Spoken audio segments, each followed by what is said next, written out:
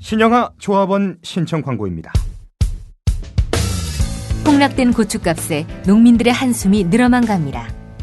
부득이 고가로 판매되던 매울농원의 홍삼 먹은 고추를 조합원들에게 절반 가격에 공급하고자 합니다. 청정봉화의 홍삼 먹은 고추는 직접 만든 홍삼 대비와 한방 영양제로 재배하여 뛰어난 맛과 향이 있습니다. 또한 세척 후 엄선된 고추만을 배송하고 있습니다. 자자, 600g 한 근에 8,000원, 10근부터 무료 배송. 연락처는 010-6424-1941. 다음 블로그 바보농부 매울에서 친환경 재배 과정을 확인하세요. 권남이 조합원 신청 광고입니다. 우리들은 생활 속에서 얼마나 감동하며 살아가고 있을까요? 세계를 무대로 다양한 꿈을 키우는 우리 자녀들, 그리고 이를 지원해주는 학부모들, 서로는 얼마나 소통하고 있나요? 감상교육의 리더, 문화예술교육 전문단체인 뮤지엄 교육연구소가 감동을 알고 표현할 줄 아는 사람으로 생활 속에서 문화예술을 즐길 줄 아는 향유자로의 성장을 돕습니다. 지금 바로 신청하세요. 뮤지엄 교육연구소 서울교육센터 가을학기 프로그램이 시작됩니다. 국내외 시대별 미술품 감상을 다채롭게 접근하고 통합적 사고를 유도하며 다양한 표현 활동을 진행합니다. 서울 전화 723-6021-6022. 지금 검색창에 뮤지엄 교육연구소를 쳐보세요. www.meme21.com.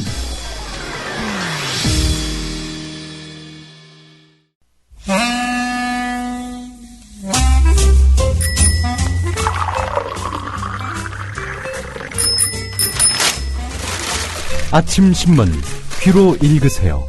김영민의 조간 브리핑.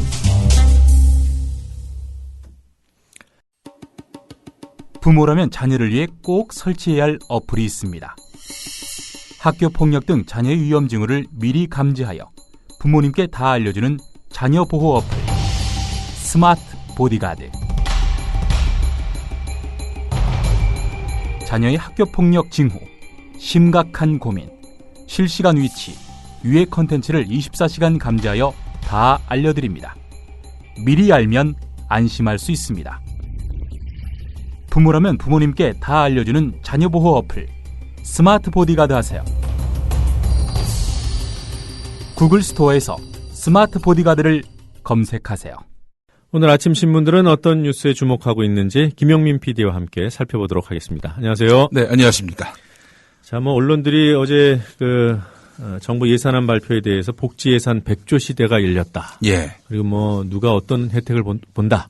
이런 점들을 주로 강조하고 있던데. 예. 오늘 조간 브리핑에서는 문제점을 지적하는 내용들을 좀 살펴보겠다고요? 예. 그런 기사들이 많아서 어쩔 수 없이 또 소개해드리는 면도 있습니다만은 오늘 한겨레 1면부터 보겠습니다. 한겨레 1면의 사진을 주목하지 않을 수가 없는데요. 자, 지난 대선 때 새누리당과 박근혜 대통령 후보가 거리에 내걸었던 대선 공약 펼침막들입니다. 그야말로 유권자들에게는 눈이 번쩍 뜨일 만한 내용들입니다. 읽어보겠습니다. 많이들 보셨을 텐데요. 어르신에게 기초연금 월 20만 원. 중소기업 살리는 경제민주화 공정사회를 이루는 길. 중증질환 100% 국가 책임. 반값 등록금 완전 실천. 고교 무상 의무 교육 시대. 이동통신 가입비 폐지, 통신요금 인하. 1년에 1,000개씩 어린이집 확대. 아이 돌봄 서비스 확대. 이런 내용들입니다. 이게 다 현수막에 적혀 있었던, 그러니까 지난 대선 때 새누리당이 내걸었던 현수막들을 몇 개죠? 이게 8개. 네. 한 사진인 것처럼 이렇게 편집을 해놨군요. 예, 그렇습니다. 네, 독특한 편집이죠. 대통령 취임 7개월 만에 이 구호들, 이 약속들 어떻게 됐을까요? 크게 변질됐다는 것이 한겨레의 시각입니다. 네. 자, 오늘 하나하나 짚어보겠습니다. 자, 일단 박근혜 대통령 어제 언급 방금 들으셨습니다마는 어르신들 모두에게 기초연금을 지급하지 못하는 결과가 발생해 죄송한 마음이라는 짤막한 사과였습니다. 제가 맞추지 않았습니까? 국무회의 때 앉아서 지나가는 말로 할 것이다. 예. 저는 뭐 거의 이 부처님 손바닥 보듯이 이른바 보수 불량 정치 세력의 속내를 까맣게 완전히 부처님 손바닥 보듯이 이렇게 알고 있는 것은 아닌가 뭐 그런 생각도 어제 해봤는데. 네, 어느 정도 공감합니다. 예. 자, 뭐 일단 과연 어르신들에게만 사과할 문제인지 이 부분을 한번 또 짚어볼 필요도 있고요.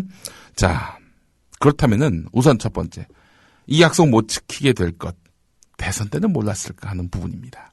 예. 경향신문의 시각이 그러한데요. 이 3면에 관련 기사가 있습니다. 박근혜 대통령은 복지 공약을 이행할 수 없는 이유로 세계 경제 침체와 맞물려서 유례를 찾아볼 수 없을 정도로 세수 부족과 재정 건전성의 고삐를 쥐어야 하는 현실에서 불가피했다라고 말했습니다. 경제가 어려워서 뭐 약속 못 지키겠다 뭐 이런 얘기 아닙니까? 자, 그런데 9개월 전 대선 후보 때 무슨 말을 하셨을까요, 이 양반이?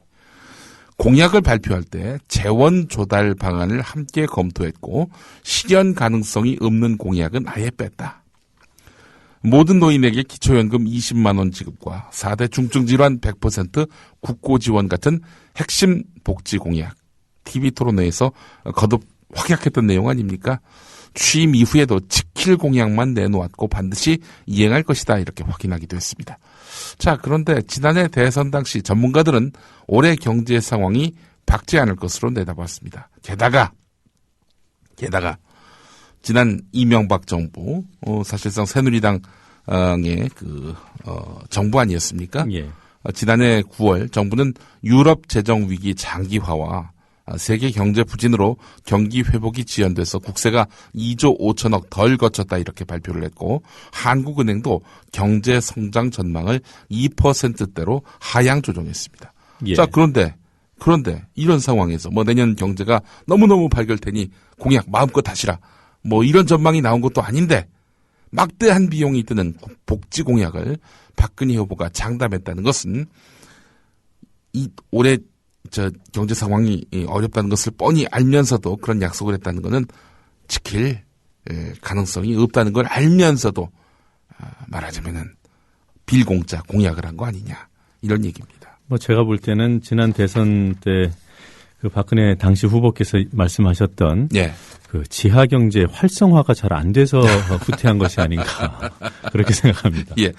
이 지하경제 양성화라는 말을 하려다가 뭐 말이 잘못 나왔는지 지하경제 활성화 이런 말을 해서 아주 큰 그 논란과 실소를 자아냈는데 말이죠. 자, 그렇다면은 복지 공약과 그 나머지 공약은 제대로 이행되고 있는지 경향과 한겨레를 또 보도록 하겠습니다. 네. 경향 5면 기사입니다. 정부가 발표한 내년도 예산안을 보면은 박근혜 대통령의 주요 복지 공약이 공수표가 됐음을 확인할 수 있다. 이렇게 아예 못 받고 있습니다. 내년 그 복지 분야 예산은 올해보다도 8.7% 증가를 해서 말씀하신 대로 100조가 넘었습니다. 예. 하지만 이 100조 과연 국민이 체감하는 수준의 복지 혜택이 이루어지는 100조냐? 그렇지 않다는 겁니다. 내년 그 예산 증가분, 복지 예산 증가분의 절반가량은 공적 연금이 증가한 그런 금액이고 또 건강보험 국고 지원액 등 이런 뭐 말 그대로 자연 증가분, 제도 운영에 따른 자연 증가분이 대부분이라는 겁니다. 그렇기 때문에 뭐 실질적으로 박근혜 대통령이 내세운 공약을 실현을 해서 뭐 앉은 자리에서 막 어마어마한 혜택이 이루어지는 그런 비용으로 이 100조가 대부분 쓰이는 것이 아니다라는 점입니다. 자, 세부적 공약을 한번 보겠습니다. 기초노령연금, 보육, 양육수당 등 대선 공약 이행에 필요한 예산이 대폭 축소됐습니다. 지난 5월 말에 정부가 발표한 공약 가계부에 비해서 대폭 축소됐다는 겁니다. 네. 반값 등록금 공약도 사실상 물 건너갔습니다. 박근혜 대통령의 반값 등록금 공약은 대학 등록금 총액 14조 가운데 대학생이 7조를 부담하고 정부와 대학이 각각 4조와 3조를 부담하는 방식으로 설계가 됐는데 이번 예산안을 보니까 교육부가 요구하고 있는 1조 6천억 가운데 4천억만 지원이 이루어졌을 뿐입니다. 4분의 1밖에 지원이 이루어지지 않았다는 얘기죠. 예. 무슨 반값 등록금입니까? 말도 안 되는 얘기죠. 고교 의무 예산, 뭐 앞서 소개했습니다만은 고교 무상 의무교육 시대 하고 그야말로 느낌표까지 붙여서 이 플래카드를 내걸지 않았습니까? 자, 고교 의무교육 예산 얼마일까요? 0원입니다. 0원. 한 푼도 예산에 반영이 되지 않았습니다. 아니, 완전히 무상교육을 어떻게 한다는 겁니까, 이게? 예. 그 현수막에 이렇게도 적혀 있었죠. 예. 지킵니다. 교육정책 약속. 예. 자녀들의 꿈과 길을 국가가 키워주겠습니다. 이 국가는 아마 그 지방 정부를 말하는 것이 아닌가. 그런 생각도 들어보고요. 예, 왜 웃는지, 그제 예. 방송을 들으신 분들은 아실 겁니다. 예. 자, 무상 보육도 문제입니다. 무상 보육은 또 어떠냐? 정부가 영유아 보육 국고 보조율을 10%포인트만 높이기로 했습니다. 원래는 20%포인트 올리기로 했는데 20%포인트 올리기로 한 거는 여야의 약속이기도 했습니다. 예. 만장일치 약속이었습니다. 자, 그런데 10%포인트만 올리기로 해서 지금 지자체들이 반발하고 있습니다. 박원순 서울시장이 항의의 뜻으로 국무회의 불참을 한 것도 실은 이 배경입니다. 자, 복지공약 그야말로 후퇴를 거듭한 내용입니다. 한겨레가 도표로 정리한 게 있습니다. 자, 박근혜 표 복지공약, 기초연금 파기, 4대 중증질환 진료비 지원 후퇴, 고교 무상교육 후퇴, 반값 등록금 후퇴, 비정규직 사회보험 지원 후퇴, 공공부문 비정규직에 대한 대책 후퇴 또는 파기, 방과 후 돌봄 서비스 후퇴, 국제과학 비즈니스 벨트 후퇴. 예. 복지 민생 분야의 공약들은 대체로 이렇습니다. 자, 그렇다면 나머지 공약은 과연 어떻게 됐을까? 크게 경제 민주화, 또 국방 안보 분야에 관한 내용인데요. 예. 총수 일가의 사익 편취를 근절하겠다는 대책들이 있었죠. 부당 내부 거래 규정을 강화하고 부당 이익을 환수하겠다는 거, 이것도 역시 후퇴. 대기업 집단 규제, 그러니까 신규 순환 출자를 금지하는 내용 역시도 후퇴 기미를 보이고 있고, 기업의 은행 지분 보유 한도를 축소하고 중간 금융지주 회사를 의무화하는 이런 금산분리 강화도 역시 후퇴. 감사위원 분리 선출과 집중 투표제 도입을 골자로 하는 대기업 감독 강화 후퇴. 민주화, 경제 민주화 분야는 이렇게 완전히 네. 퇴색이 됐고요. 많은 분들에게 귀가 번뜩였던 군복무 기간 18개월로 단축하는 것 사실상 파기. 예, 이게 바로 박근혜 정부의 지난 대선 공약 성적표입니다. 네, 이 복지 관련 부분 때문에 상대적으로 덜 부각됐습니다만 이 정규직 전환 문제라든가 예. 군복무 단축 이 부분에 있어서의 공약 후퇴 내지는 예. 사실상 파기 문제 예. 이 부분도 언론이 좀 주목해서 다뤄야 돼요. 이것이 지난 대선 때 실질적으로 표로 움직였을 가능성이 굉장히 크거든요. 그렇습니다. 그 표로 움직인 것이 이제 오늘 한겨레 3면 기사를 보면은 네. 개량화되어 있는 것이 있습니다. 네. 자, 일단 20만 원씩 드리겠다. 이 약속은요. 50대, 60대의 박근혜 지지를 굳힌 결정적 한방이라는 것이 한겨레 시각입니다. 네. 중앙선거관리위원회가 2월 18일에 18대 대선 투표율 최종 분석 결과를 내놨는데요. 세대별 투표율 가운데 50대 투표율이 82%로 가장 높았습니다. 50대 10명 가운데 8명이 투표를 했다는 겁니다. 네. 이거 정말 기록적이죠. 자, 60대 투표율도 80.9%였습니다. 50대 투표율의 뒤를 이을 만큼 높았습니다. 자, 전체 투표자 대비 50에서 60대의 투표자 비중은 43.4%였습니다. 거의 절반에 육박했습니다. 자, 이들은 누구를 지지했을까? 세대별 투표율은 나오지 않죠. 누가 어떻게 투표했는지 알 수 없으니까요. 예. 다만 KBS, MBC, SBS 같은 지상파 3사의 출구조사 결과를 통해서 일부를 엿볼 수 있는데 박근혜 후보는 50대로부터 62.5%의 지지를 받았고요. 60대 이상에게서는 박근혜 후보가 72.3%의 지지를 받았습니다. 50에서 60대 몰표를 받은 거죠. 반면에 50에서 60대 이상을 제외한 모든 연령층에서 문재인 후보가 박근혜 후보를 이기는 것으로 조사가 됐었습니다. 투표율이 높으면 야당 후보가 유리하다는 여론조사 전문가들의 분석이 완전히 빗나갔는데 이렇게 빗나가게 된 배경이 뭐냐? 20만 원. 이게 컸다는 겁니다. 이게 민주당의 분석이기도 합니다. 1987년도에 20대였고 또 30대 넥타이 부대의 네. 주력이었던 분들이 네. 지금의 5, 60대 아니겠습니까? 네. 그분들이 뭐 모든 분들이 다 생각이 같을 수는 없지만 이제 전반적으로 보면은 그 변혁기를 거쳤던 분들이기 때문에 그분들의 투표율이 높은 것이 박근혜 후보보다는 상대적으로 네. 문재인 후보에게 좀 더 유리할 수 있다 이런 분석이 있었습니다만 아무래도 이분들이 실용과 네. 또 이해라는 부분을 선택했다 이런 분석이 대선 후에 나왔거든요. 네. 그러다 보니 이 50, 60 노인 세대들의 그 충격이 어마어마합니다.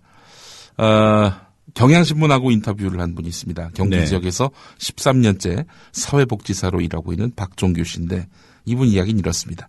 지난 대선 기간에 노인들이 기초연금 공약에 대한 기대가 상당히 컸다. 10달 동안 매달 20만 원씩 지급하는 공공근로사업에 지원하기 위해 어르신들이 새벽 6시부터 복지관 앞에서 줄을 서서 기다린다. 그런데 매달 20만 원이라. 아니 그러면 자기 지금 기본소득에 더블을 준다는 건데 이게 기본소득하고 똑같은 100%로 또 이런 혜택이 있다는 얘기인데 이 뭐 정말 매력적이다 못해 파격적인 그 공약인 거죠. 예.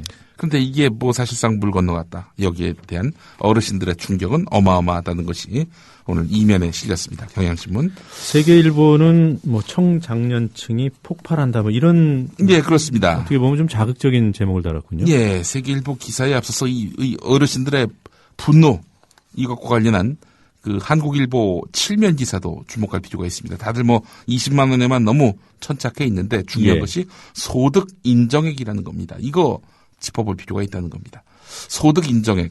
박근혜 정부의 기초연금 도입안이 소득 하위 70% 노인들에게만 최대 20만 원을 주는 것으로 확정되니까 연금 지급 대상을 가르는 소득 인정액 이 문제가 떠올랐습니다. 예. 이 소득 인정액이라는 것은 자산을 소득으로 환산한 액수에 소득을 더한 건데 문제가 있다는 겁니다. 그 소유자가 누구냐에 따라서 이게 완전히 다르게 적용된다는 거죠.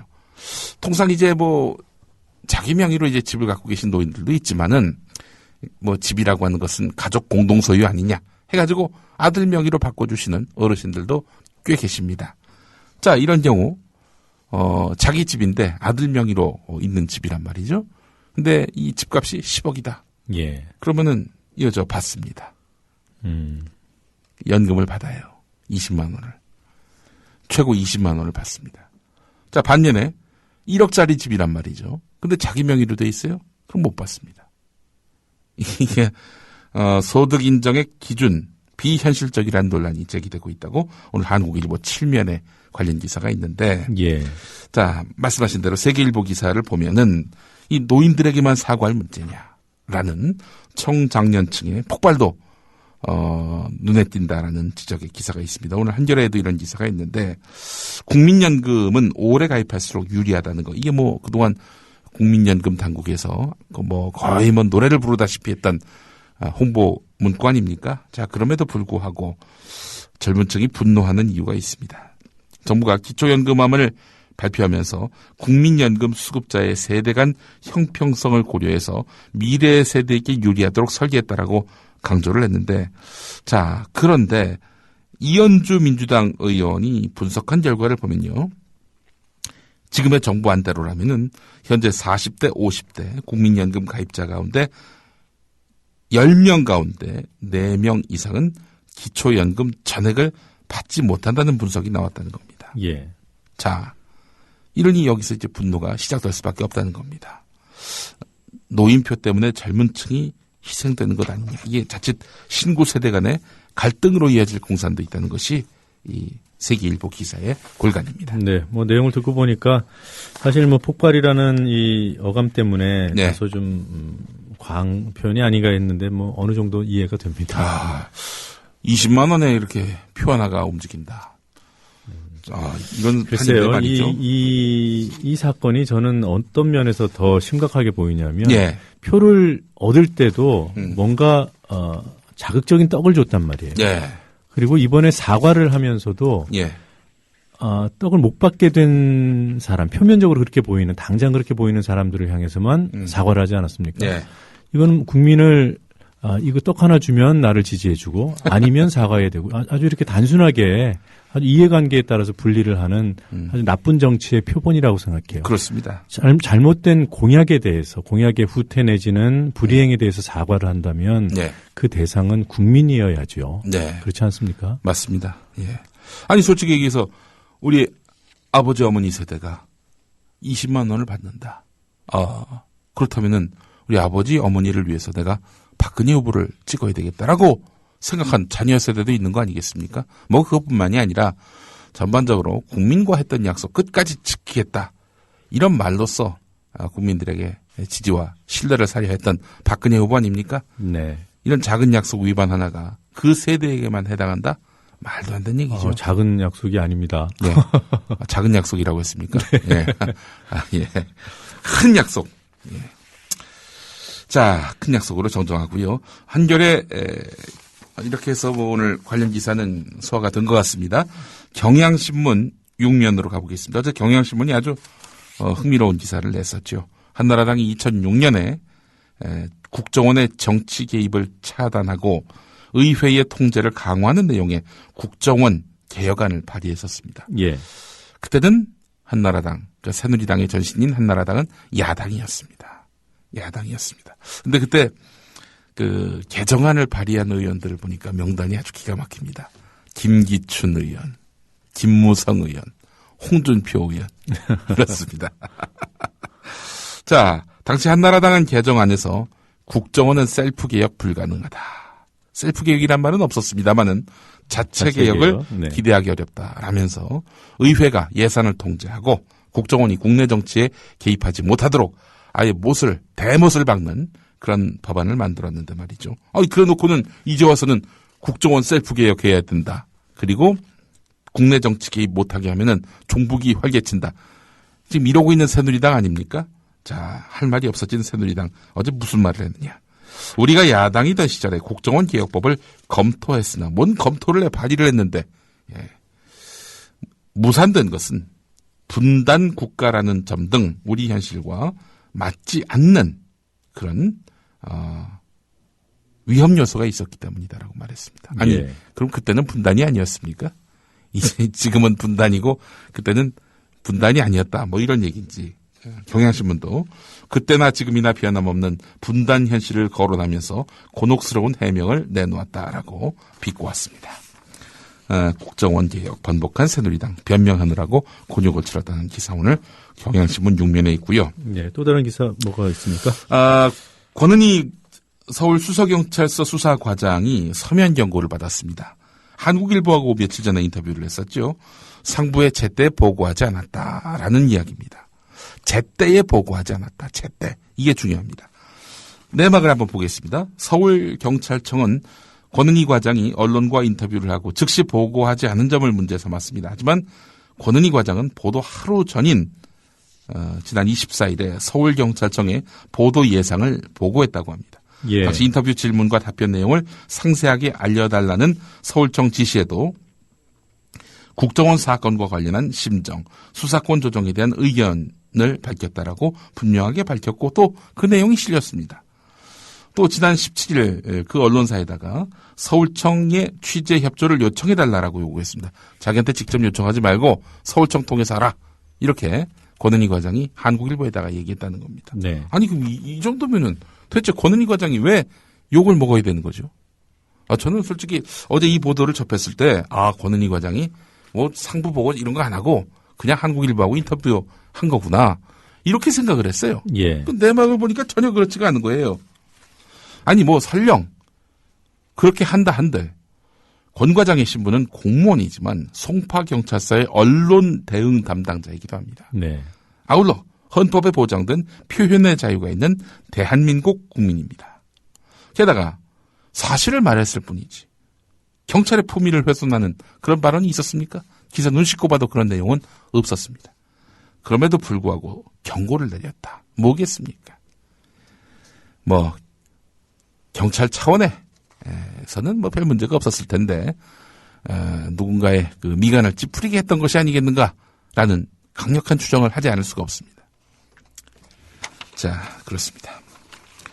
한겨레 판면을 보니까 말이죠. 어제 그 시민단체가 최동욱 검찰총장한테 혼의 아들이 있다라고 보도한 조선일보 기자와 보도에 담긴 정보를 만들어 유출한 의혹을 받고 있는 곽상도 전 청와대 민정수석을 상대로 해서 고발을 했습니다. 예. 검찰 수사를 받게 됐는데 이 사람들.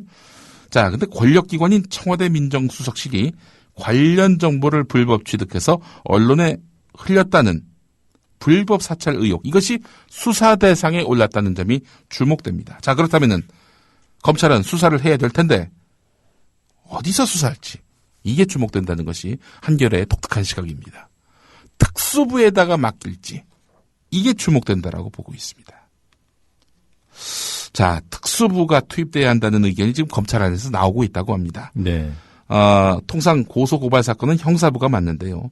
권력기관인 청와대 민정수석실의 불법 사찰 의혹이 수사 대상이란 점이 아무래도 이건 뭐 형사부보다는 특수부에서 맡아야 되는 사안 아니겠는가 하는 그런 평가입니다.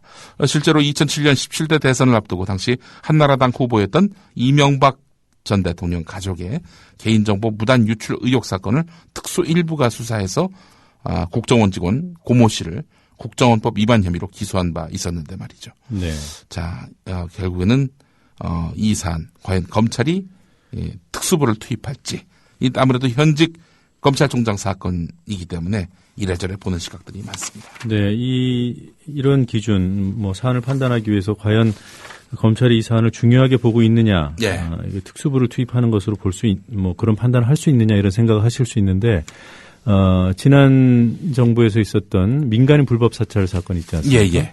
그것은 여러 가지 증거가 나오고 보도가 나오고 사회적으로 문제가 됐음에도 불구하고 검찰이 예. 형사부에 배정을 했거든요. 형사부에. 네. 그리고 두 번에 걸친 중간 수사 결과. 네. 거의 기대에 못 미쳤죠. 있는 수사한 자료도 공개하지 않았고. 예. 그런 점에서 볼 때도 이번 사건을 특수부에 배당할지 여부. 예. 저는 타당한 어떤 판단의 기준이라고 봅니다. 예. 경향신문 13면을 보면은 역사교사 3명, 교학사 교과서 필진에서 빼달라. 그러니까 교학사 한국사 교과서를 이제 만든 사람 가운데 교수들은 지금 이거 잘 만든 거다. 대한민국의 정체성을 확립하고 어쩌고 저쩌고 하면서 이 교과서 문제 없다는 식으로 얘기하고 있는데 집필에 참여했던 역사 교과서 저자인 현직 교사들은 고개를 들 수 없다 이런 입장입니다. 그러면서 필진에서 빼달라. 예. 이런 요청을 했다고 합니다. 자, 교학사 관계자는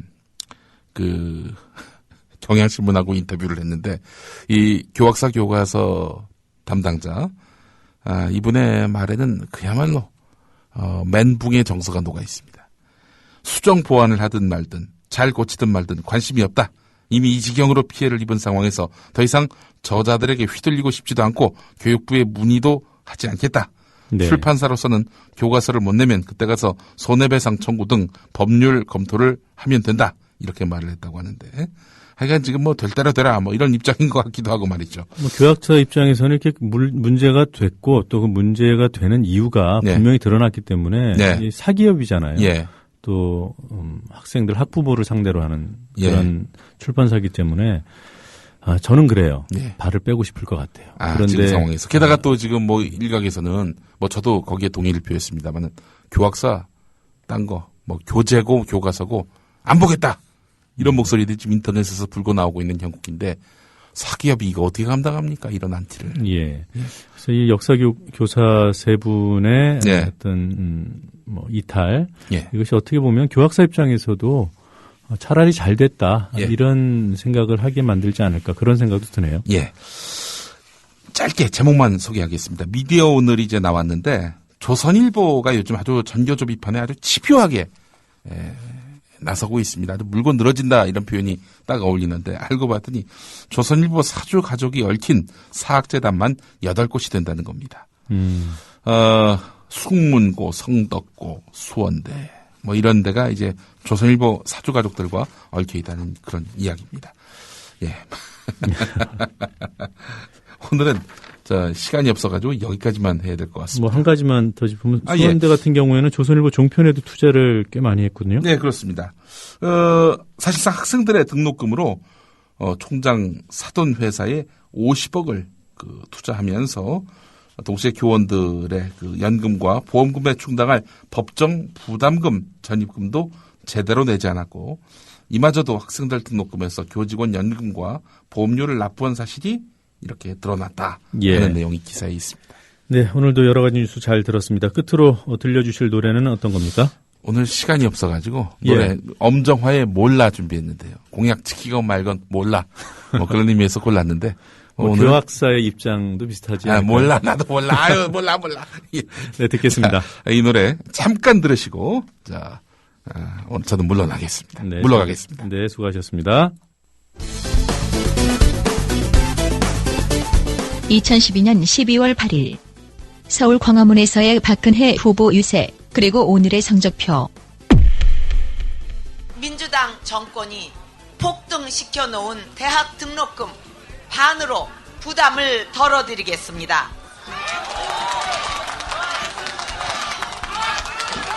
그러나 9월 27일자 경향신문 해설.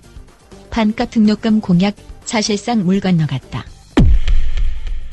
그리고 셋째 자녀부터는 아예 대학 등록금 면제해 드리겠습니다. 박근혜! 그러나 정부 등록금 1,000만 원 시대에 1년에 450만 원까지만 지원하기로. 5살까지는 국가가 보육을 책임을 지고, 그러나 정부 무상보육 국가 보조율을 고작 10% 늘리는 데 그쳐. 지금 가정에 중병이 걸려있는 가족이 한 분이라도 계시면 병원비 때문에 가정 경제가 무너지고 엄청난 고통을 받게 됩니다. 더군다나 암과 같은 중증 질환에 걸리게 되면 속수무책입니다. 저는 암과 같은 4대 중증 질환에 100% 건강보험이 적용되도록 하겠습니다. 그러나 9월 27일자 한겨레 4대 중증 질환 진료비 지원 정책을 두고 빈 껍데기 정책이라고 평가. 활용점정은 연금을 내지 못한 어르신들도 월 20만 원 정도를 받으실 수 있도록 하겠습니다.